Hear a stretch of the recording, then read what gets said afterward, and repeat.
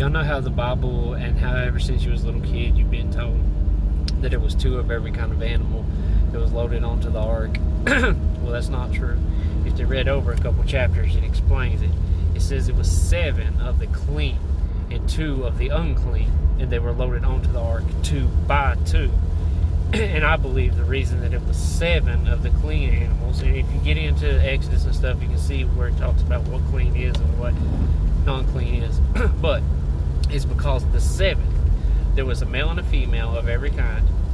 Out of the 7, it was male, female, male, female, male, female, and then one of them was male or a female. But the 7th, I believe, was a sacrifice unto God after the flood of every kind of animal.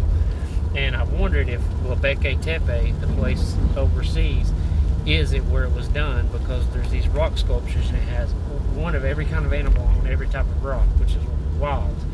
And the only place and the only time in history that every animal on earth could have been together was right after the flood or right before the flood. But anyway, and it was all buried perfectly. But anyhow, but it was actually 7. That was one point that I wanted to get across, that a lot of people don't know that, but it's true.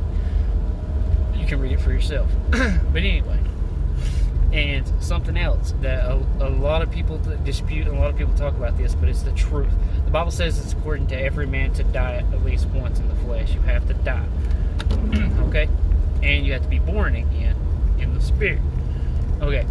Well, everybody always talks about who the 2 witnesses are, and I'm going to tell you who the 2 witnesses are, and this is a fact. The Bible says Moses died. That's clear. That's point blank clear. I'm tired of people saying it's Moses. It is not Moses. The Bible said he died and he was buried by the hand of God. He can't die twice in the natural, because the Bible says the 2 witnesses will be struck down by the Antichrist and rose 3 days later by God.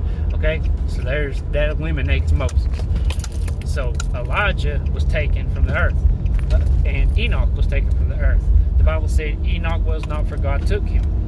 And then it says Elijah was carried away in a chariot of fire. So they were the 2 carried away, okay?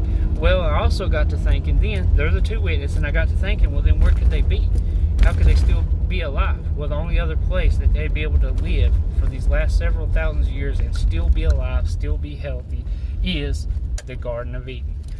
That's the only way. And they're there eating and partaking of the tree of life. It's the only thing that makes sense.